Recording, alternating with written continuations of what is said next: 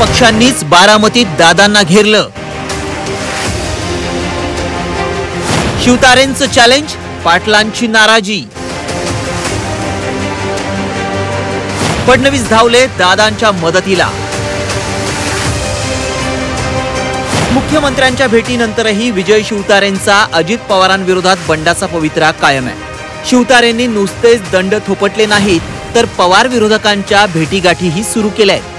भोरचे थोपटे आणि पवारांचं पारंपरिक राजकीय हाडवैर राहिलंय. भोरच्या मदतीशिवाय बारामतीचं रण जिंकू शकत नाही याची शिवतारेंना चांगलीच कल्पना आहे. त्यामुळे अनंतराव थोपटेंची भेट घेत पवारांनी कसा अन्याय केला याचा पाढा शिवतारेंनी वाचला. मुख्यमंत्री झाले असते, हा भोरचा सुपुत्र 100% मुख्यमंत्री सोनिया गांधींनी डिक्लेअर केल्यानंतर जो त्रास दिला, आपल्यापेक्षा कोण मोठं व्हायला नको. आता येऊन तुम्ही 25 वर्षानंतर सांगाल की मी आता तुमच्या पाठीशी आहे, काही त्याला फारच आहे. दादाला मंत्रिपद याच्यात मिळत होतं, मी साक्षीदार आहे त्याचा. महाविकास आघाडी नाही होऊ दिलं, अध्यक्षपद 100% फायनल दिलं का होऊन. पुण्यात दुसरं कोणी नको. महायुतीत असूनही शिवतारे अजित पवारांविरोधात मूठ बांधतायत. शिवतारेंचं बंड अजित पवारांसाठी मोठी डोकेदुखी ठरली आहे. दुश्मनी राहिली बाजूला, ते मी त्यांना माफ केलेलं आहे. जनता नाही माफ करत ना. पुरंदरचे लोक बोलतात बापू आम्ही नोटाला मतदान करू पण अजित पवारांना मतदान करणार नाही. एकदम ओपन इंदापूरला तेच बोलतात, दौंडला तेच बोलतायत. लोकांना संधी दिली पाहिजे ना मतदान करायचं. आणि काय होईल ते होईल.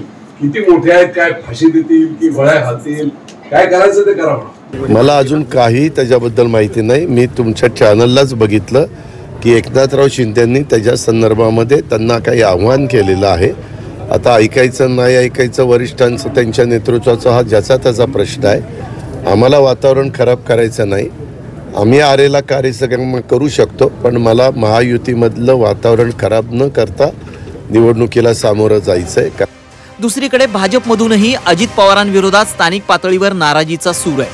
त्यामुळे अजित पवारांच्या मदतीला उपमुख्यमंत्री देवेंद्र फडणवीस धावून गेले. फडणवीसांनी इंदापूरचे भाजप नेते हर्षवर्धन पाटील यांची भेट घेत नाराजी दूर केली.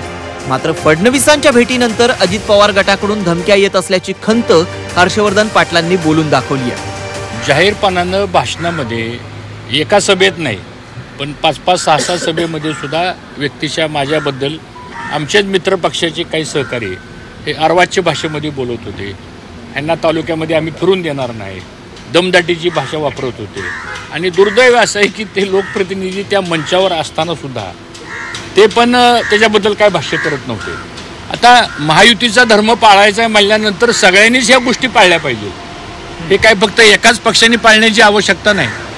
एकीकडे महायुतीमधलेच मित्र विरोधात गेल्यानं बारामती लोकसभा मतदारसंघात अजित पवारांच्या अडचणीत वाढ झाली आहे. तर दुसरीकडे पवारांचे कट्टर विरोधक गेल्या लोकसभा निवडणुकीत सुप्रिया सुळेंविरोधात उभे ठाकलेले कुल कुटुंबीय नावाप्रमाणे शांत राहिले. राहुल कुल यांची ही वादळापूर्वीची शांतता म्हणायची का याचीही सध्या चर्चा सुरू आहे. म्हाडा असेल किंवा बारामती असेल, सगळ्यांचं लक्ष एक आहे, महायुतीला मजबूत करणं, मोदीजींना प्रधानमंत्री बनवणं. त्यामुळे काही थोडे बहुत डिफरन्सेस असतील तर ते दूर झाले पाहिजेत.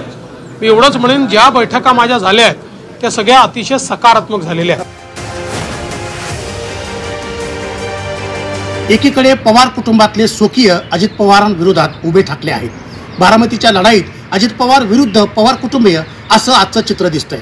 तर दुसरीकडे मित्र पक्षांनी ही बंड करत दादांना घेरलंय. तेव्हा अजित पवार हा चक्रीव्यूह कसा भेदतात यात दादांची कसोटी लागणार आहे. जावेद मुलानी, झी 24 तास, बारामती.